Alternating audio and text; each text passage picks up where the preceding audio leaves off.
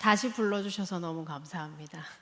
지난번에는 여러분들이랑 같이 여러분들의 그 의사소통 유형에 대해서 같이 오후 시간에 나눴던 것 같고요. 제가 그때 필요하시면 한 번 더 불러주시면 어떻게 대화를 잘 할 수 있는지 그러한 기술들에 대해서 이야기 나눠보고 싶다 말씀드렸었는데요. 또 불러주셔가지고 2탄 의사소통 어떻게 하면 우리 안에 갈등이나 불화가 없이 평화로운 대화를 할 수 있을까라는 그런 부분들에 대해서 이야기 나눠보도록 하겠습니다. 소개해 주신 대로 저는 이화여자대학교 간호대학에서 정신간호학을 가르치고 있는 김석선이라고 합니다. 저희 이모부가 담임하고 계시는 상한교회이기 때문에 더 간절한 소망을 가지고 조금 더 열심히 준비하려고 노력을 했는데요. 그런 마음들이 잘 전달되면 좋겠습니다. 이 강의를 되게 오래전에 말씀하셔서 준비를 길게 준비를 하고 있었습니다. 새벽에 이제 깼는데 계속 시간이 지날수록 부담감이 이제 커지잖아요. 어떻게 강의를 하면 가서 민폐가 되지 않고 잘할 수 있을까? 근데 이제 주제는 정해져 있었고 어떤 말씀을 함께 나누면 좋을까라는 이야기를 했습니다. 지혜로운 대화에 대한 이야기를 나누려고 이제 했을 때 하나님께서 새벽에 야고보서 말씀을 주셨어요. 근데 이제 그 두 가지 구절만 조금 짧게 줄여서 말씀드리자면 여러분 가운데 지혜롭고 분별력 있는 사람이 누구입니까? 선한 행실을 통해 지혜에서 나오는 온유함으로 자기의 행위를 보이십시오 라는 말씀과 의의 열매는 화평하게 하는 사람들이 화평의 씨를 뿌려 거두는 것입니다 라는 이 두 구절이 제 마음에 이렇게 들어왔습니다.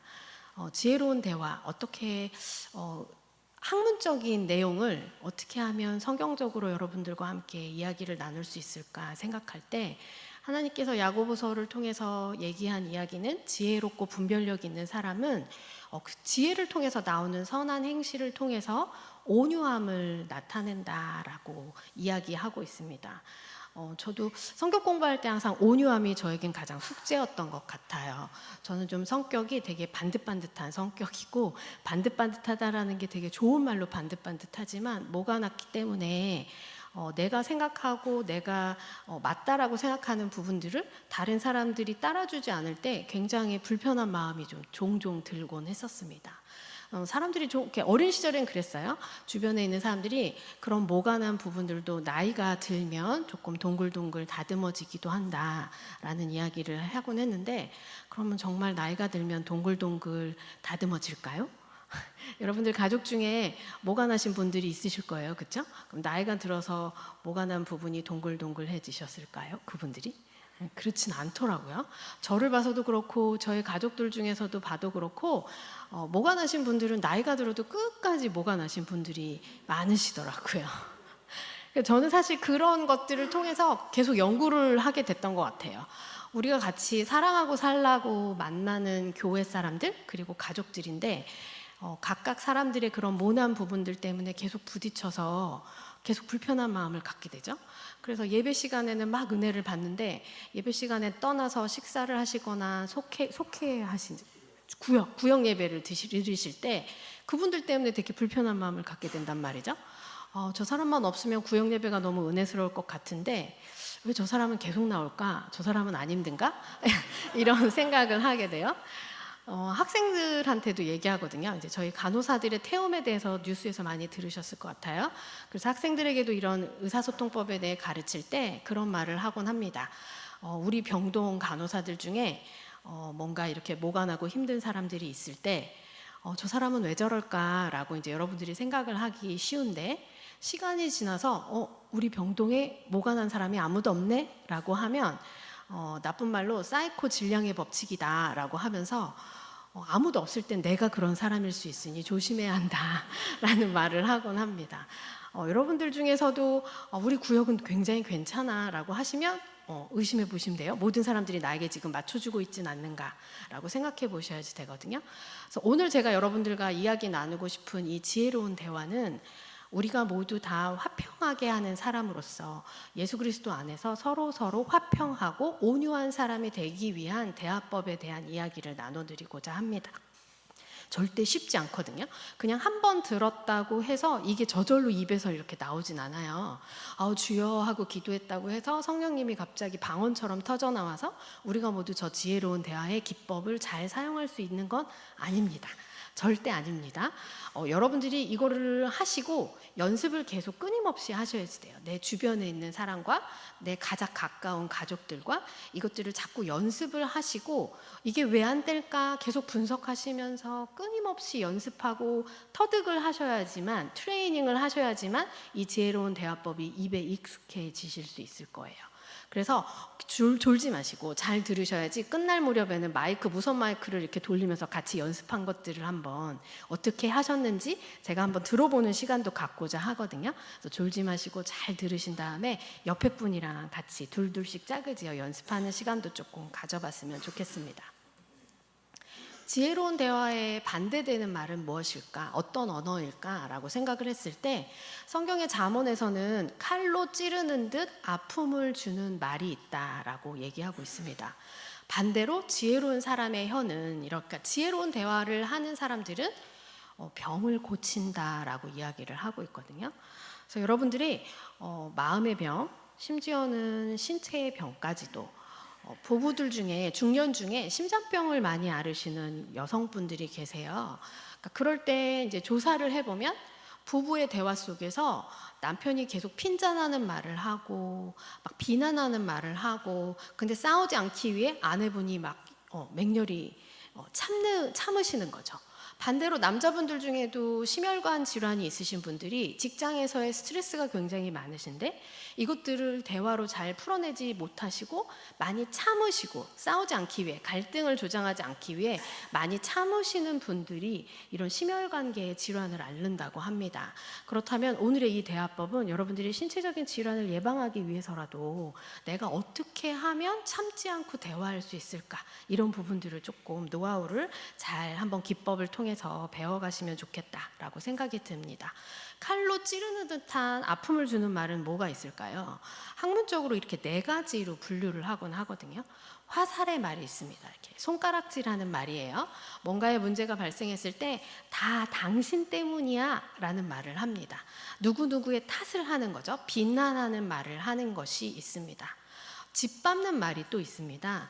상대방을 나보다 낫다라고 생각하면서 모욕적인 말과 행동으로 무시하고 경멸하는 말입니다. 요즘 유튜브를 찾아보면 직장에서 이렇게 짓밟는 말을 할 때 어떤 방법으로 그것들을 디펜스해야 되는지를 막 설명하고 있더라고요. 저도 새벽에 조금 찾아봤어요. 이런 무례한 사람들을 어떻게 대해야 되나. 찾아봤더니 웃지 않아야 된대요. 저는 되게 쌩글쌩글 웃는 편인데 누군가를 만나도 항상 쌩글쌩글, 기분이 나빠도 참고 쌩글쌩글 이렇게 했는데 유튜브에서는 웃지 말라고 정색을 하고 그렇게 말씀하시면 안 됩니다, 이렇게 말을 해야 된다고 하더라고요. 근데 진짜 되게 어렵죠. 유튜브에서는 쉽게 말을 하지만 내가 이렇게 불쾌하거나 모욕적인 언사들을 들을 때 이렇게 말씀하시면 안 됩니다. 제가 지금 굉장히 모욕감을 느낍니다. 인격 모독하셨어요? 라고 얘기를 해야 한다는데 굉장히 어려운 연습이에요.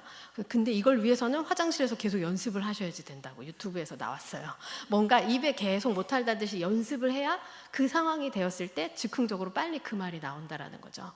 또 하나는 이렇게 화살의 말이나 짓밟는 말을 하지 않는다고 해서 여러분들이 이 방패의 말이나 담쌓는 말이 아까처럼 다른 사람들에게 상처를 줄 수 있는 말이 될 수 있다라는 생각을 잘 못하시는 경우가 많은데, 방패의 말과 담쌓는 말조차도 다른 사람들에겐 상처가 될 수 있다는 거죠. 어떤 말인지 한번 찾아볼까요? 방패의 말은 누군가가 손가락질을 해서 당신 탓이야 라고 하면 변명을 늘어놓으시면서 그렇지 않다라는 것을 변명을 해놓는 거죠. 나를 공격했기 때문에 내가 방패의 말로 나는 변명을 했을 뿐이야 라고 이야기하시고 내가 누군가를 공격했다고? 라고 하시면 되게 억울하게 느끼실 수도 있지만 이것조차도 대화의 단절을 가져오기 때문에 이것도 부정적인 말에 속한다는 겁니다. 마지막으로 종종 쓰시는 상태이실 거예요. 담쌓는 말이죠. 가끔 그래요. 나랑 계속 나를 불편하게 하는 사람들을 어떻게 하면 좋을까요? 라는 상담을 할 때 많은 상담가들이 이런 답을 내놓습니다. 피하세요 라는 말을 해요. 내가 감당하기 어려우면 피하세요 라고 하지만 피하는 게 물론 가장 적합한 나의 대처 방식일 수는 있어요. 그렇지만 담쌓는 말, 저 사람이 왔을 때 아예 입을 닫아버리고 말을 하지 않는 것조차도 관계를 개선할 수는 없다는 거죠. 내가 말을 안 해버리면 관계는 계속 불편하고 나빠지는 방향으로 흐르게 된다라는 것입니다. 그래서 화살의 말이든 짓밟는 말은 공격하는 말이고, 방패의 말과 담쌓는 말은 공격하는 말을 피해서 숨어버리는 말이긴 하지만, 이 네 가지 모두 다 부정적인 말이기 때문에 이 네 가지를 다 쓰게 되면 관계는 계속 나쁜 방향으로 흐를 수밖에 없다라는 부분입니다. 그렇다면 지혜의 대화는 어떤 대화일까요? 여러분들하고 세 가지를 이야기 나눠보려고 합니다. 메아리 대화, 인정 대화, 공감 대화를 나눠보려고 하고요.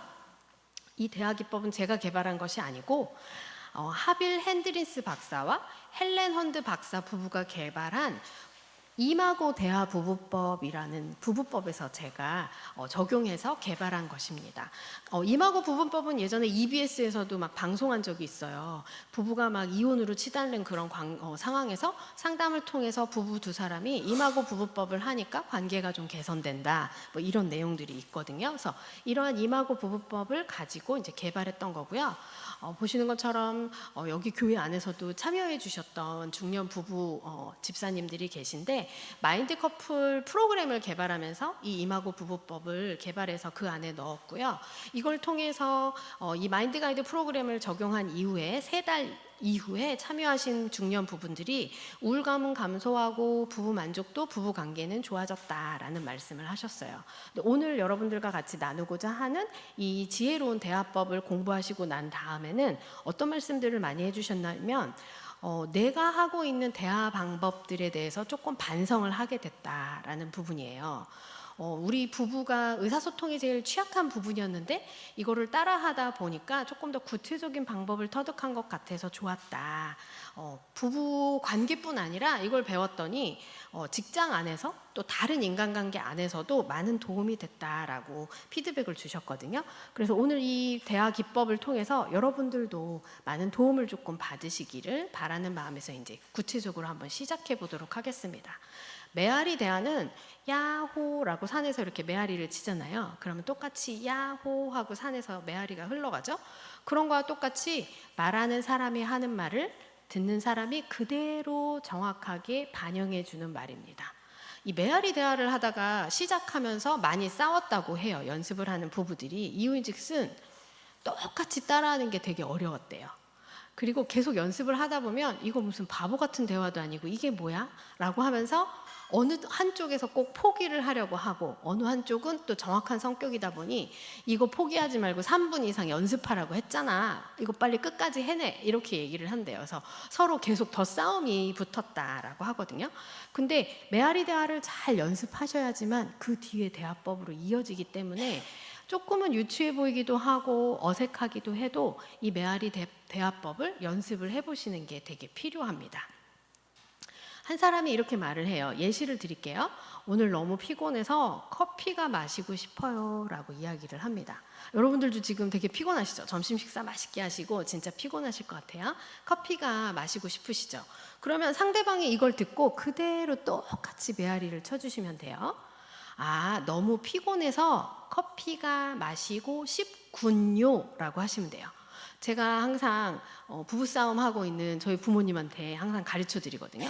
구나구나만 하면 안 싸울 텐데 왜 구나구나를 안 하시냐고 그래요. 근데 구나구나, 아 그렇구나, 이렇게 해주시면 돼요. 그래서 앞에 했던 말을 그대로 따라 하시고 뒤에 구나를 붙여주시면 돼요.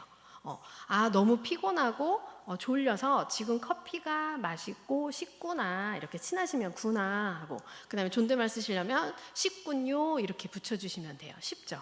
어떤 말을 하셔도 똑같이 해주시면 돼요. 근데 이때 주의하실 부분은 앞에 말하는 사람이 너무 길게 말을 해버리면 그걸 똑같이 메아리 치려고 하면 정신이 혼미해진다는 거죠. 그래서 짧게 말씀해 주셔야 돼요.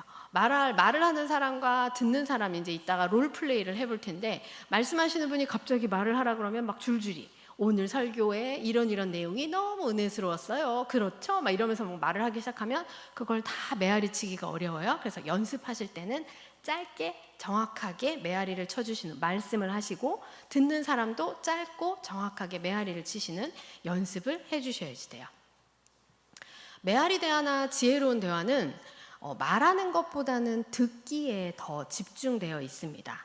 아까 말씀드린 것처럼 온유하고 우리가 뭔가 화평하게 하는 대화를 하기 위해서는 내 주장을 말하기보다는 저 상대방이 무엇을 말하려고 하는지 상대방을 이해하는 듣기가 더 중심이 되어져야 한다라는 거거든요. 그래서 지혜로운 대화는 사실 말하기보다는 듣기에 더 중심되어 있습니다. 그거 아세요? 연구 결과에 의하면 듣는 사람이 말하는 사람의 말을 평균적으로 60%밖에 이해를 못한다고 해요. 근데 사실 말하는 사람은 어떤 걸 기대하죠? 내가 지금 말을 하고 있으니까 100% 이해할 거야 이렇게 얘기해요. 사실 저도 그렇거든요. 제가 강의를 하다 보면 학생들이 60%밖에 이해를 못하고 내가 분명 수업 시간에 말했던 내용인데 질문을 막 할 때가 있어요. 피곤하면 사실은 나 수업 시간에 분명 말했던 건데 라고 생각을 할 수 있지만 연구 결과에서 이렇게 말해주고 있거든요. 60%밖에 이해를 못 하신대요. 그럼 제가 지금 똑같은 말을 들어도 이 안에서는 60%를 이해하실 거예요. 그쵸? 그런데 재밌죠? 각자 이해하신 바가 다르실 거예요. 왜 그렇죠? 내가 듣고 싶은 것만 듣기 때문에 그래요. 여러분들이랑 지난 시간에 나눴던 의사소통 유형에 대한 이야기를 했어요.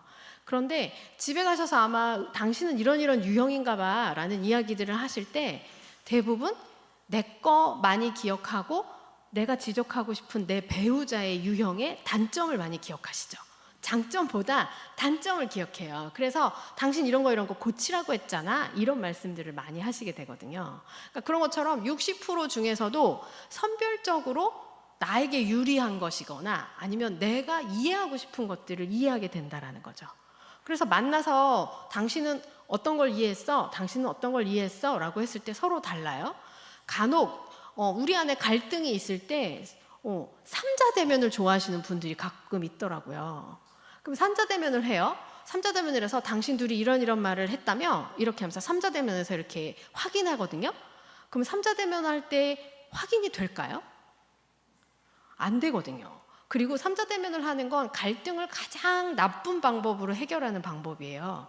왜 삼자대면을 해서 해결이 안 될까요? 세 사람이 들은 게 다 다르기 때문에 그래요. 누군가는 셋이 만나서 뭔가의 사실, 팩트를 우리가 한번 이야기해 봅시다 라고 해서 왜 팩트가 서로 달라요? 라고 얘기하는데 서로 다를 수밖에 없는 거죠. 60%만 각각 기억하기 때문에 삼자대면을 해도 팩트는 나오지 않습니다. 이해되셨죠? 그렇기 때문에 메아리 대화가 되게 중요한 거예요. 왜냐하면 내가 지금 말하고 있더라도 상대방은 그것을 지레짐작하면서 한쪽 귀에서 한쪽 귀로 흘려들었을 수도 있고요. 또 이해를 못했을 수도 있어요. 그래서 메아리 대화를 끊임없이 치면서 말하는 사람은 말을 하고 듣는 사람은 이 말이 맞는지를 계속적으로 확인받는 과정들이 필요한 거죠. 60%밖에 이해를 못하는 이유들이 있어요. 뭐냐면 대화를 방해하는 생각이나 감정이 있기 때문입니다. 아마 지금 이 강의를 들으시면서도 머릿속에 여러 가지들이 막 이렇게 떠오르는 생각들이 있으실 거예요. 내일 이제 월요일이니까 출근해서 내가 뭐도 해야 되고 이런 것들이 떠오르실 거고요. 이거 외에도 이 대화를 통해서 뭔가 떠오르게 하는 사람들이 있을 수도 있어요. 그렇죠? 그래서 이렇게 대화를 하시면서도 내 마음속에 이 대화에 집중하지 못하게 하는 방해하는 생각과 감정, 그리고 또 하나 환경이 있을 수 있죠. 특히 아이들을 기르시는 부모님 부부의 경우에는 아이들이 또 방해할 수도 있어요. 부부의 대화를. 그래서 마음 상자라는 곳에 그러한 대화를 방해하는 생각이나 감정을 넣어두는 것이 필요합니다. 근심 걱정이 될 수도 있고요. 이게 옳고 그름을 판단하는 경우도 있어요. 이 대화를 하면서 이건 맞지 않은데 이 사람은 왜 이런 말을 하지? 뭔가 바로 잡아주고 싶으신 생각들이 떠오르실 수도 있죠. 그리고 틀린 경우에는 조언을 하거나 누군가를 가르치고 싶은 마음들이 떠오르실 수도 있습니다. 사춘기 아이들이랑 대화를 하면 복장이 터지시잖아요, 부모님들이. 왜냐하면 아이들이 정말 말도 안 되는 소리들을 가끔 할 때가 있어요. 그럼 뭐라고 하죠? 말도 안 되는 소리 그만하고 잘 들어봐. 이건 이런 거야? 라고 가르쳐주고 싶으시거든요. 근데 그런 대화를 하면 아이들이 상처를 입습니다. 왜냐하면 우리 부모님은 내 마음을 이해하지 못해 라고 해서 아예 말을 안 해버려요. 아까 말한 것처럼 담쌓는 말을 하게 되죠, 아이들이. 그러면 관계는 개선되지 않아요. 그래서 내가 뭔가를 가르치고 싶거나 뭔가를 판단하거나 근심 걱정하고 있는 이러한 생각들과 마음들을 마음 상자에 꾹꾹 넣는 거예요. 근데 우리는 여기 지금 예수님과 함께하는 분들이시잖아요. 그래서 저는 생각했어요. 마음 상자를 기도라고 생각해 봤습니다. 우리가 누군가를 만나서 대화를 하려고 할 때 대화 전에, 중간에, 그리고 대화를 끝냈을 때 기도를 하시면서 여러분들이 대화에 집중하시는 거예요. 그래서 내가 지금 불안하거나 내가 지금 걱정하고 있는 것들조차도 기도로 하나님께서 내 불안, 걱정을 가져가시라고 기도하시고, 대화를 또 하는 중간중간 뭔가의 판단이 생기거나 이럴 때도 판단을 내려놓고 내가 지금 있는 그대로 대화에 집중할 수 있고, 지금 대화하고 있는 이 상대방을 향한 하나님의 사랑과 그 마음을 이 사람에게 내가 말로 예수님의 마음과 사랑을 전달해야지라는 기도를 하실 수 있을 것 같습니다. 그래서 저는 주로 누군가와 상담을 하거나 누군가를 만나러 갈 때 전에 기도를 하는 게 있어요. 하나님을 여러분들을 만나러 올 때도 저도 기도를 했고요. 누군가를 만날 때 하나님께서 이 만남을 통해 이루고자 하시는 것이 무엇인지에 대한 기도로 질문을 먼저 합니다. 하나님, 이 시간에 제가 어떤 걸 하길 원하시나요? 이분은 어떤 부분들의 문제를 가지고 저를 만나길 원하실까요? 이런 기도도 하고요. 그 다음에 성령님께서 우리 대화 가운데 임해 주세요라는 기도도 미리 합니다. 그리고 하나님의 마음을 좀 주세요. 하나님의 마음을 가지고 이 분과 대화할 때 하나님이 정말 원하시는 것들을 지혜의 말로 잘 전달할 수 있기를 원합니다 라는 기도도 해요. 대화 중간중간에도 기도를 합니다. 특히 대화가 잘 이렇게 이끌어가지지 않을 때, 점점 갈등으로 치솟을 때도 기도를 합니다. 그리고 내가 지금 말을 해도 되는 타이밍인지에 대해서도 기도를 합니다. 특히 아까 말했던 누군가에게 뭔가의 말을 전달해야 되는 입장이 되어서 사람을 만날 때는 더더욱 기도를 합니다. 하나님의 타이밍에 정확한 시간에 그 말을 전달해 줘야 되는데 이 사람이 정말 준비된 상태인 건지도 하나님께 질문을 하고, 내가 지금 이 말을 해야 되는 게 맞나요? 라는 것도 기도를 합니다. 그래서 대화 전에 기도하는 것도 정말 중요하지만 대화 중간중간 내 생각이나 내 말이나 이런 것들을 하나님 앞에 내려놓고 하나님이 함께 하여 주시기를 기도하시는 게 또 필요합니다. 대화가 끝나고 나서도 기도를 합니다. 집에 가서 사실 잠이 안 올 때가 있어요. 갈등의 상대와 대화를 나눴을 땐 더더욱 잠이 잘 안 오거든요. 근데 그럴 때 하나님께 우리가 나눴던 이 대화들이 설사 혹시 제가 하나님 부족해서 저 사람과 더 갈등의 요인이 만들어낼 수도 있지만 이 모든 것들을 협력하여 선을 이루시는 분은 하나님이시니까 우리 대화를 통해서 하나님이 이 상황들을 이끌어 가주시기를 기도하기도 하고요. 또 내가 전도해야 되는 대상이거나 내가 위로해야 되는 대상이라면 그 사람이 가진 문제들을 내려놓고 더 기도하면서 하나님이 더 친히 가셔서 위로해 주시기를, 하나님께서 그 문제들을 해결해 주시기를 기도하기도 합니다. 그래서 그냥 상담하고 그냥 이야기를 나누는 그 사람들이 아니라 우리는 하나님을 알고 있는 하나님의 자녀들이니까 기도를 통해서 우리의 기도, 지혜로운 대화가 하나님께 올려드려질 수 있기를 위해서 기도하시는 것도 필요합니다. 또한 대화를 나눌 때 눈을 마주치시는 게 되게 필요하거든요. 저는 정신간호를 가르친다라고 말씀드렸어요. 그래서 수업 시간에는 정신질환자에 대한 질환에 대한 그런 것들도 나누게 되는데요. 학생들에게 항상 이야기합니다. 실습을 가서 환자들을 만날 때 항상 눈을 봐라라고 해요. 그래서 처음 정신과 병동에 이제 실습을 가면 아이들이 되게 무서워하는데 환자의 눈을 이렇게 바라보면 지금 환자가 불안한 상태인지 아니면 지금 흥분되어 있는 상태인지 눈을 보면 알 수 있다라고 이야기하거든요. 그래서 눈을 봤을 때 편안한 상태다 그러면 다가가서 대화를 해도 좋고, 환자가 지금 불안하거나 뭔가 흥분되어 있으면 살며시 그 자리를 피해서 다른 환자에게 다가가서 대화를 해봐라 라고 조언을 하기도 합니다. 여러분들이 만나는 사람들에게 대화를 나누실 때 눈을 바라보는 게 되게 중요합니다. 눈은 우리의 마음의 창이라는 말들도 있잖아요. 그래서 눈을 바라볼 때 저 사람이 어떤 마음인지 나중에 이제 메아리 다음에 공감까지 가야 되는데, 공감 대화를 할 때 그 사람의 감정을 읽어내는데 눈을 바라보는 것이 굉장히 중요합니다. 그리고 메아리 대화를 할 때 눈을 이렇게 마주 대하게 되면 어떤 표현을 하게 되냐면, 저는 지금 당신의 말을 집중해서 잘 듣고 있어요 라는 걸 전달하실 수 있습니다. 상대방이 눈을 바라보며 뭔가 계속 메아리, 그 사람이 하고 있는 말을 그대로 반복해서 얘기를 하면 어떤 느낌이 들까요? 존중받는 느낌이 들고, 이 사람은 나를 지금 이해하려고 하고 있고 내 말을 기울여 듣는구나 라고 생각하기 때문에 마음을 열어서 더 대화를 깊이 있게 나눌 수 있다고 합니다. 그래서 눈을 바라보시는 게 중요하고요. 그 다음에는 존댓말을 하는 게 중요하죠. TV에서 종종 보셨을 거예요. 부부싸움을 할 때는 무조건 존댓말을 써야 된다라는 말씀들을 이제 들으셨을 텐데, 왜 존댓말을 해야 될까요? 왜냐하면 존댓말을 하면 막말을 피할 수 있기 때문이죠. 그래서 평소에 친할 때는 막 이렇게 얘기하다가도 뭔가 불편한 마음이 있거나 그러면 저도 존댓말을 사용하곤 하거든요. 여보 이렇게 시작하고요. 그 다음에 땡땡땡땡이 이게 여기에 없네요 하면서 존댓말을 붙여요. 그러면 이제 남편이 긴장을 하죠. 뭔가 불편하구나 이렇게 생각을 하게 됩니다. 그래서 존댓말을 사용하시면서 대화를 하시면 훨씬 갈등 상황을 피할 수 있다라는 겁니다. 이제 조금 졸리시죠? 두 번째, 인정 대화. 빨리 지나가고 있습니다. 인정 대화입니다. 메아리 대화는 그 사람이 했던 말을 그대로 반복하는 대화라고 말씀드렸는데, 인정 대화는 메아리 대화에서 하나 더 나아가서 이 사람이 상대방의 말과 생각을 인정해 주는 거예요. 당신의 생각이나 당신의 상황이 이러이러하다는 것을 제가 이해했어요. 내가 인정하고 상대방의 입장을 이해하고 있다라는 걸 전달하는 대화법입니다. 우리가 항상 싸움을 하게 될 때는 언제죠? 두 사람이 평행선을 긋고 지나갈 때예요. 내 입장은 이래. 근데 저쪽 상대방에서는 아니야, 나는 이래. 라고 해서 두 사람의 입장이 절대 합쳐지지 않을 때예요. 근데 인정 대화를 한다고 해서 내가 상대방의 입장을 이해했다는 것이지 내가 그 입장을 따라간다라는 뜻은 아니거든요.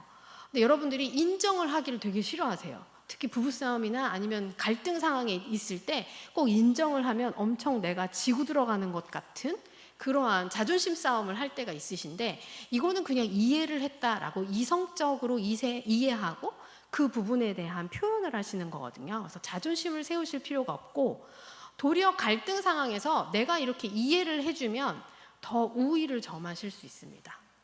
이게 절대 지는 것이 아니라 나중에 더 이길 수 있는 대화를 하실 수 있는 비법이다라는 거예요. 그러니까 상대방이 당신 생각은 정말 그렇군요. 아까 구나구나 하시라 그랬잖아요. 당신 생각은 정말 그렇군요. 제가 이 부분 이해했습니다 라고 하면 사실은 상대방의 마음이 이렇게 막 화가 나고 이런 부분들이 이렇게 내려가게 된다고 해요. 그래서 이해하는 거, 내가 인정한다라는 걸 이야기해 주시면 되고요. 이때 인정대화의 목표는 내 관점은 잠깐 내려놓고 상대방의 상황과 입장을 이해하려고 집중하는 것으로부터 시작됩니다. 인정하기는 이렇게 말하는 거예요. 듣는 사람이 나는 당신이 이해가 돼요. 왜냐하면 하면서 상대방이 말했던 말을 썸머리 해주시는 거예요. 요약해 주시는 거예요. 아까 메아리는 그대로 받아치시라 그랬잖아요. 똑같이. 근데 여기서는 조금 더 여러분들이 이제 발전하셔서 요약을 하시는 거죠. 상대방이 말한 부분들을 요약해 주시면서 이런 부분 때문에 당신이 이렇게 느꼈겠구나, 내가 이해가 돼요 라고 하는 거예요. 근데 간혹 이해가 안 될 수도 있잖아요, 우리가. 그쵸? 그럴 때는 내가 좀 이해될 수 있게 이 부분을 조금만 더 설명해 주시겠어요? 라고 설명을 요청하셔도 됩니다. 듣는 사람은 인내심을 가지고 상대방의 입장에서 이해하려고 노력하셔야 돼요. 어디까지요? 상대방이 말하는 사람이 그게 바로 내가 말하려고 하는 그거예요. 내가 이해한 바가 그대로 상대방이 내가 말하려는 게 그거였어요 라고 얘기할 때까지 인내심을 가지고 들으려고 노력하셔야 되고요. 그리고 듣는 사람은 그게 꼭 맞지 않아도 괜찮아요. 여러분들은 그건 정말 맞지 않은데 어쩌라고요? 저는 이해가 되지 않아요. 이렇게 생각하실 수 있지만 틀려도 괜찮습니다. 상대방이 그냥 저 사람의 입장에서는 저런 생각을 할 수도 있겠구나라고 그냥 인정해 주시면 돼요. 우리 모두 다 입장이 다르잖아요. 아까 똑같은 말을 들어도 60%밖에 이해를 못한다고 말씀드렸어요. 우리 모두 다 입장이 달라요.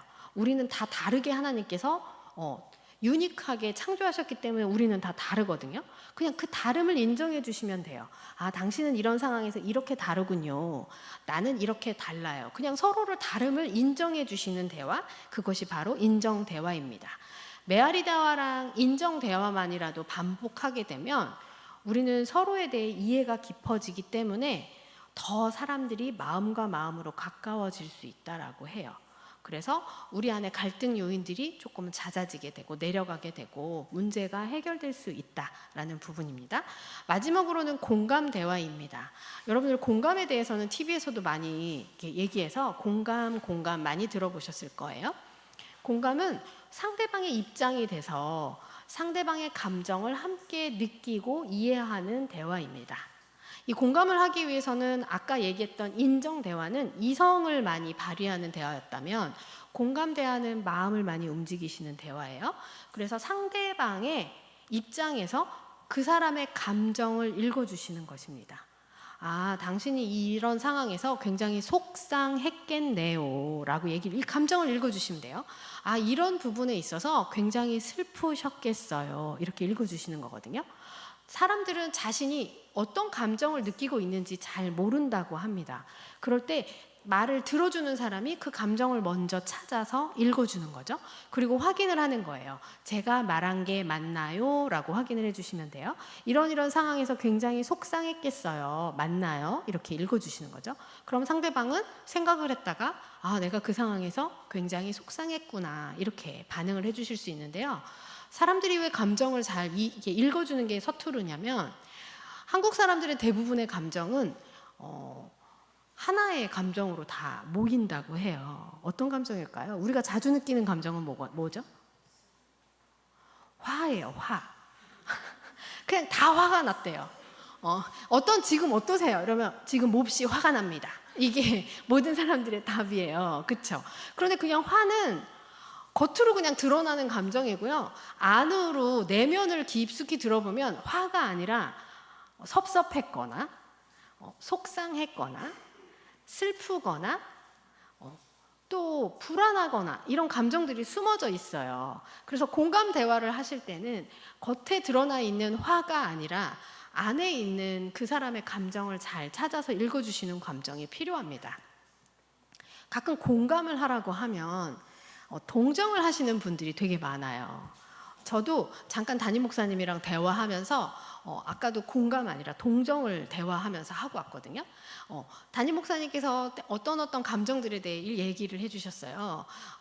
예를 들자면 이런 거예요. 요즘 식사를 이제 이렇게 절제하고 계신다. 몸의 건강을 위해서 이런 부분이에요. 그래서 아이고, 맛있는 거 드시는 즐거움이 많이 사라지셨다고 해서 맛있는 거 드시는 즐거움이 사라지셔서 속상하시겠어요? 라고 이야기를 해야 되는데 이건 공감이거든요. 근데 맞아요. 다이어트하고 건강 때문에 맛있는 걸 먹지 못하면 저도 너무 힘들더라고요. 이렇게 얘기를 해요. 그럼 이건 뭐죠? 공감이 아니고 동정이에요.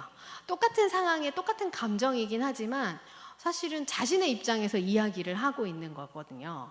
근데 이제 이때 어떤 게 주의를 해야 되냐면 공감은 상대방의 감정을 있는 그대로 읽어주기 때문에 상대방이 마음을 열어서 대화를 더 깊이 있게 진전할 수 있지만 동정은 가끔 어설픈 동정을 하다 보면 내가 말하는 것이 상대방의 감정이 아닐 확률이 더 크죠. 그건 내 감정이잖아요.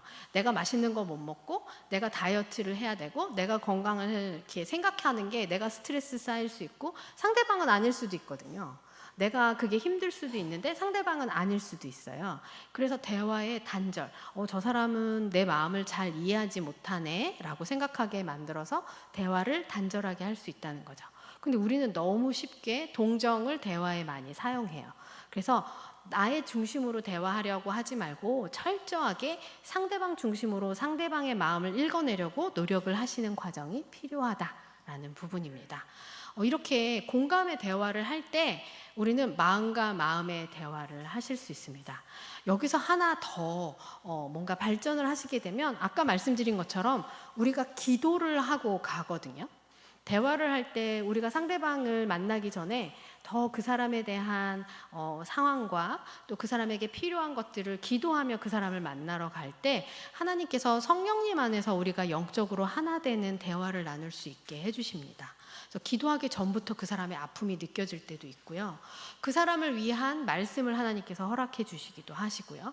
그래서 대화를 나누실 때는 내 이성이나 나의 능력으로 하는 것이 아니라 항상 하나님께서 이 대화를 이끌어 가주시길 기도하실 때 하나님이 영과 영으로 이어주시는 대화, 그리고 우리 안에 임재하시는 하나님의 그러한 것들을 내가 경험하실 수 있는 대화를 하실 수 있습니다. 그래서 소망하건대 상한교회 성도님들께서 마음과 마음의 대화뿐 아니라 더 넘어서서 하나님께서 허락해 주시는 성령 안에 하나 되는 대화들을 경험하시는 일이 있기를 정말 바랍니다.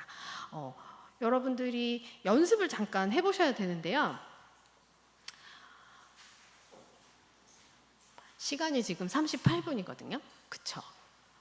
아주 짧게 한 번을 하고 넘어가려고 해요. 혹시 자원해 주실 분이 있으실까요? 이거 제가 한번 해볼까요? 이런 무선 마이크를 자원해 주시는 어떻게 하면 좋을까요?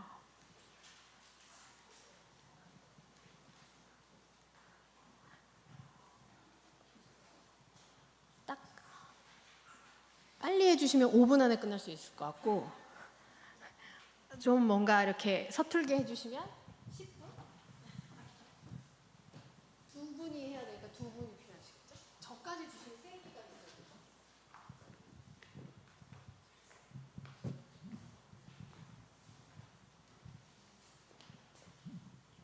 자원해 주실 수 있으세요? 두 분이서? 네? 박수! 네.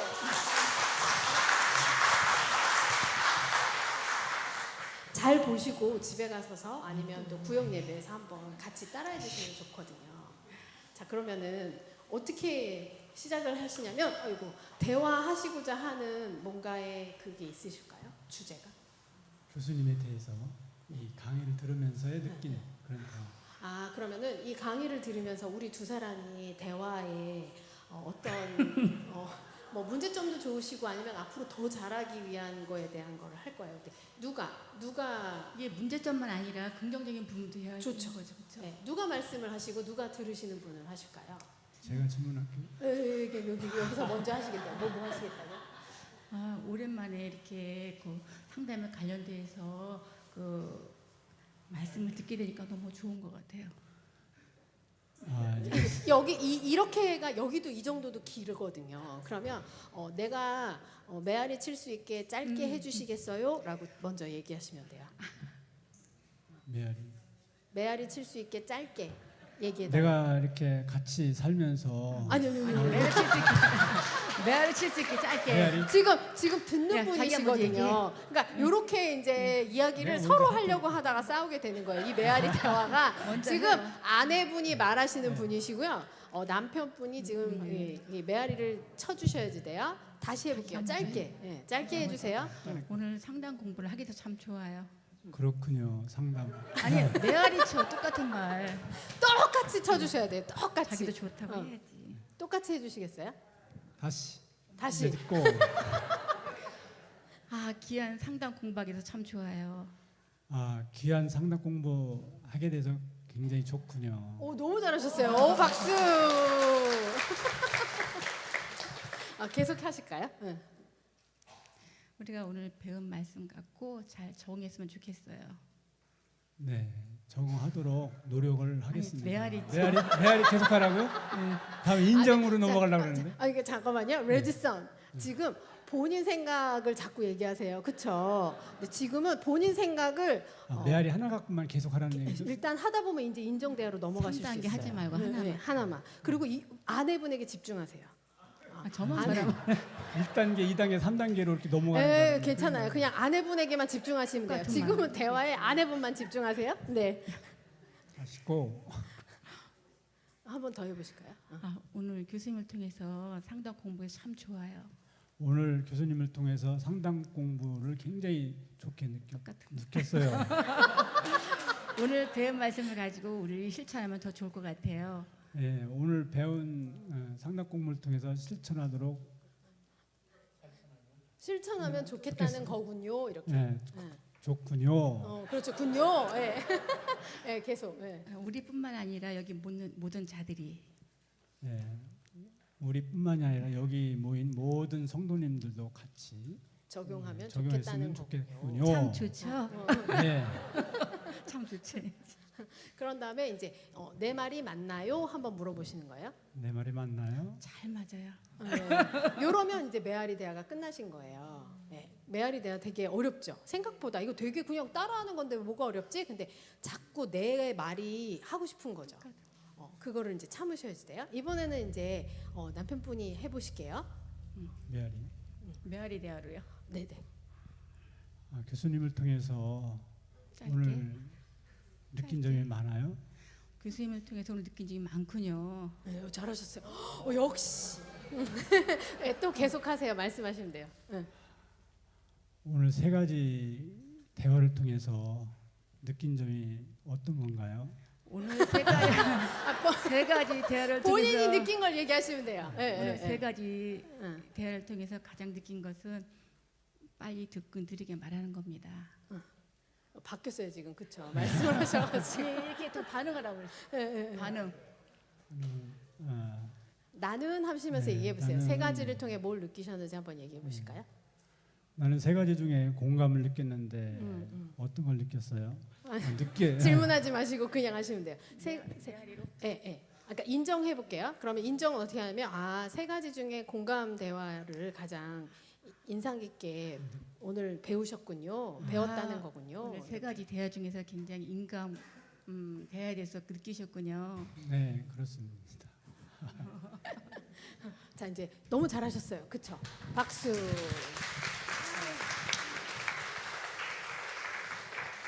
여기 집사님들 여집사님들께 가볼게요. 왜냐면 여기가 더 잘하시거든요. 자, 한 번만 더 해볼게요. 메아리 대화가 되지 않으면 사실 인정하고 공감까지 넘어가기가 어려워서 계속 메아리 대화를 연습하시긴 하셔야 돼요. 한번 해볼까요? 무슨 대화 한번 해보시고 싶으세요? 오늘 참 날씨가 좋네요. 오늘 날씨가 참 좋다고 생각하는군요. 잘하셨어요. 이렇게 메아리 대화를 간단한 대화부터 시작해서 점점점 이제 마음속에 있는 이야기들로 발전하게 되거든요. 해볼까요? 또 계속. 오늘 아이들이 예배를 잘 드렸죠. 오늘 아이들이 예배를 참 잘 드렸다고 생각했어요. 그러셨군요. 여기서 이제 감정을 읽어주시는 거거든요. 그런 공감이에요. 오늘 아이들이 예배를 참 잘 드려서 감정을 읽어주세요. 오늘 아이들이 예배를 참 잘 드렸다고 생각해서 마음이 기쁘신가 봐요. 잘하셨어요. 이게 공감이에요. 그럼 그쵸? 저는 어떻게 대답을? 그렇게 하고 여기서 이제 먼저 그런가요? 하고 물어보시면 돼요. 그런가요? 네 맞아요. 그런 거. 네, 많이 뭐 기쁘고 흐뭇합니다라고 이제 감정으로 반응을 해주시면 돼요. 이렇게 해서 감정으로 공감으로 넘어가시는 거거든요. 재밌죠. 네, 근데 사실 이게 계속 연습을 하셔야지 욕이 잠깐 했다고 해서 되진 않으세요. 네. 딱 한 번만 더 해볼까요? 저 뒤에 이번에는 여자분들은 되게 잘하시는데 남자분들이 되게 잘 못하시거든요.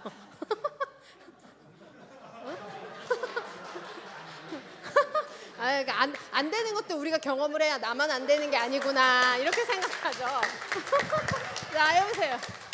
왜냐면 또 여기 다 잘하는 것만 하면 우리가 실망하잖아요. 나는 왜 안 되지? 이러실 수 있으니까 안 되는 게 정상이고 잘 되는 게 대단한 거였구나. 이렇게. 어떤 대화 해보시고 싶으세요? 예? 어떤 대화? 어떤 대화? 네. 어떤 대화 하시겠어요? 일상 대화로 하겠습니다. 네, 일상생활을 해보세요. 일상 이사하니까 좋아요? 네, 참 좋죠. 이렇게 하면 안 되는 거죠. 여기도 좋아요? 하시면 안 되죠. 좋으신가요? 아니지. 내 얘기라는 거지. 상대방의 얘기가 아니라. 그럼 여기서 이사 얘기 하실까 봐요. 여기서 말씀하시고 여기서 메아리 칠게요. 딴 거 하셔도 돼요. 네. 장로님 오늘 몸도 안 좋은데 운동 좀 할까요? 네, 해보세요. 괜찮아요. 메아리 칠 수 네. 있어요. 그 대화는. 네. 운동도 좋죠. 아니죠. 오늘 몸도 안 좋은데 운동을 하자는 것이지요. 이렇게 이제 그런가요? 이렇게 너무 물어보. 길어요. 이렇게 남자분들이 사실 대화하는 게 되게 어렵거든요. 근데 왜 그럴까요? 왜 어렵죠? 이게 나중심이 되게 항상 나중심이셔서 그래요. 나중심. 그리고 대화를 할 때 내 얘기를 하는 게 아니라 자꾸 질문하려고 하시잖아요. 그쵸? 어땠어? 저쨌어? 막 남자분들이 자꾸 이렇게 내 얘기하는데 서툴거나 아니면 자꾸 상대방한테 질문을 하거나 아니면 상대방이 질문을 해도 내 얘기만 하는데 익숙하신 분들이 이렇게 지혜로운 대화를 하는 게 많이 어려우세요. 근데 말씀드린 것처럼 철저히 이 사람 중심으로 대화를 하셔야 되거든요. 철저히. 나는 없어야지 돼요. 나는 없는 존재예요. 그래서 기도를 계속 하셔야 돼요. 내가 죽고 내 안에 예수님만이 사셔서 대화를 할 때 이 사람만 보이면서 대화를 해주셔야지. 그래야지 이 사람이 아까 말했잖아요. 질병도 낫고 이 사람에게 힐링이 일어나는 대화를 하실 수 있어요. 우리 일상적인 대화하고는 사실은 조금 다른 대화긴 해요. 이거 일상적으로 대화 연습하려면 굉장히 많이 어렵기도 하거든요. 그리고 막 뭐야 이게 이런데요. 이 대화법은 정말 내가 만나는 이 사람에게 마음의 상처, 갈등 이런 부분들이 치유되고 회복되기를 바라는 마음에서 나는 없고 오직 예수님만이 이 사람 앞에서 대화해주고 들어주고 끝까지 이 사람의 마음에 귀 기울여주고 하는 대화법이에요. 그래서 조금 낯설겠지만 제가 가이드라인 드렸거든요. 거기 책자에. 오늘 강의는 그 가이드라인까지는 못 갔지만 그 다 가이드라인을 통해서 여러분들이 연습을 조금 많이 하실 수 있으면 좋겠다라는 생각을 합니다.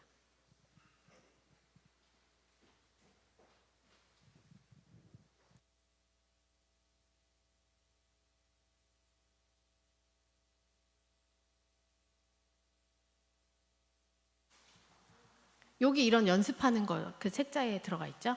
그래서 집에 가셔서 구역에서 같이 한번 연습을 해보시는 거 좋으실 것 같습니다. 이제 기도로 마무리 하도록 할게요.